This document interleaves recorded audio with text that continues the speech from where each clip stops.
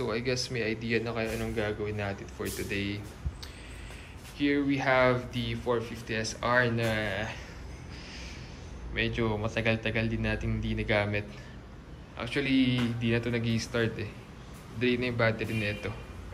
Mag-i-install tayo ng quick release fuel cap. So we got this from Gaspoholic. Shoutout kay Sir Jose.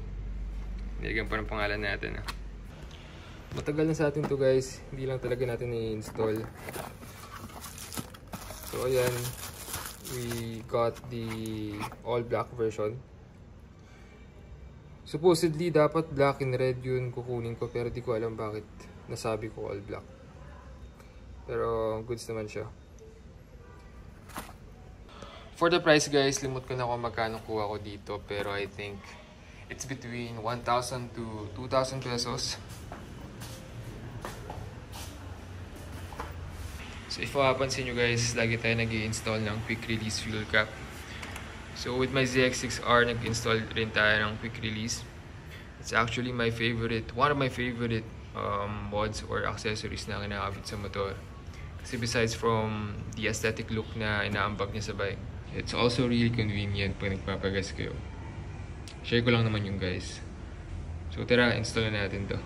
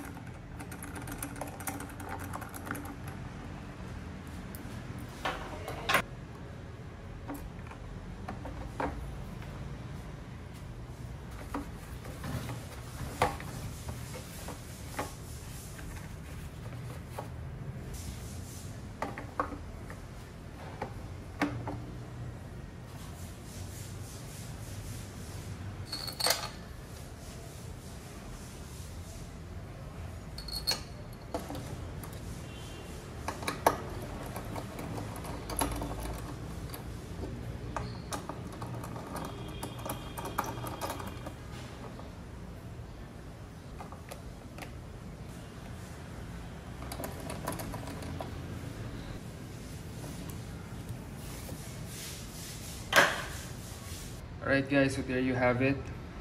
Meron lang siya kadali ikabit.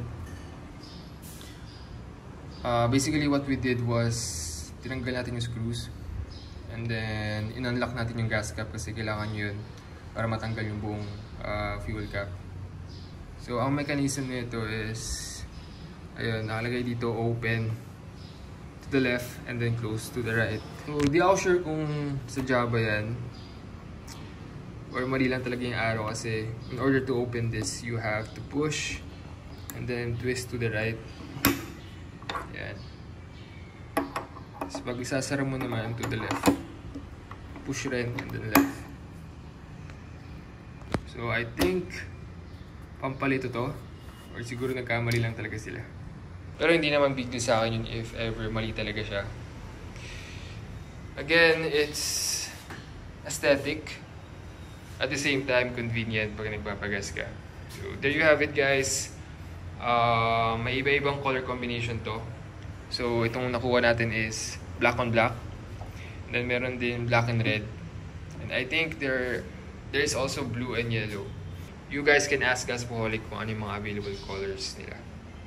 Anyway guys, yun lang naman for this video. I hope you liked it. And if you do, make sure to hit that like button. And I'll see you guys on the next one.